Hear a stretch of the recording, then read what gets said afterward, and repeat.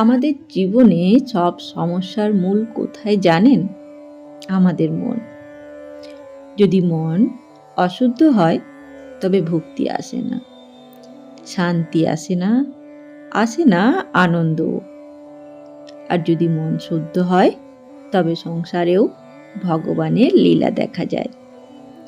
আজ আমরা শুনব ঠাকুর শ্রী রামকৃষ্ণদেব ও মা সারদা মুনির মন শুদ্ধি সম্পর্কে কি শিক্ষা দিয়েছিলেন। প্রথমেই ঠাকুর শ্রী রামকৃষ্ণদেবের কথা আমরা শুনব। তো ঠাকুর রামকৃষ্ণদেব বলতেন, মন শুদ্ধ না হলে ভগবানকে দেখা যায় না। জল যদি কাদা মাটিতে ভরা হয় তবে তাতে সূর্যের প্রতিবিম্বই দেখা যায় না, কিন্তু জল যদি পরিষ্কার হয় তবে সূর্যের ছবি স্পষ্ট জ্বলজ্বল করে ওঠে। তেমনি মন পরিষ্কার না হলে ঈশ্বর দর্শন হয় না। তিনি আরো বলতেন, ভক্তি, প্রেম, ভগবানের নাম জপ এই সব করলে মন ধীরে ধীরে শুদ্ধ হয়। ভক্তির অশ্রুতে মন ধুয়ে যায়। এই প্রসঙ্গে মা সারদা দেবী বলতেন, মন শুদ্ধ হলেই ভগবানের কৃপা মেলে। যতক্ষণ না মন শুদ্ধ হচ্ছে ততক্ষণ দোষ ত্রুটি দেখাই যায় না।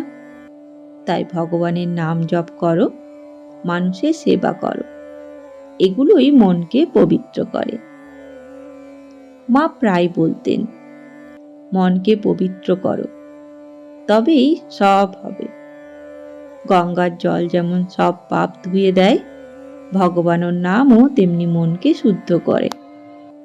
চলুন এবারে আমরা জানব মন শুদ্ধ কিভাবে হয়। ঠাকুর ও মা এই নিয়ে কি উপদেশ দিয়েছেন। প্রথমত, জপ ও প্রার্থনা। ঠাকুর বলতেন, নাম কীর্তনের শক্তি অপরিসীম। নাম জপ করলে মন ধীরে ধীরে পবিত্র হয়। সৎসঙ্গ। মায়ের উপদেশ ছিল, সৎসঙ্গ করলে মন ভালো দিকে যায়, কুসঙ্গ করলে মন অশুদ্ধ হয়। তৃতীয়, নিঃস্বার্থ সেবা। ঠাকুর ও মা দুজনেই বলতেন, শিব জ্ঞানে জীব সেবা, মানে শিব জ্ঞানে জীব সেবা করলে মন ক্রমশ নির্মল হয়। অহংকার ত্যাগ। মা বলতেন, অহংকারই মানুষের সব দোষের মূল। অহংকার গেলে মন শুদ্ধ হয়। তাহলে মন শুদ্ধ মানে আমরা কি বুঝলাম? মন যেখানে স্বার্থ, লোভ, হিংসা, অহংকার কিচ্ছু নেই। আর মন শুদ্ধ হয় কবে?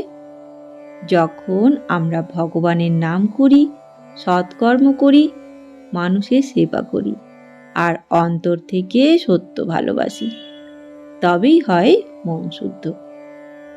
ঠাকুর যেমন বলতেন, মন শুদ্ধ হলে ভগবান নিজের হাতে এসে ধরা দেন।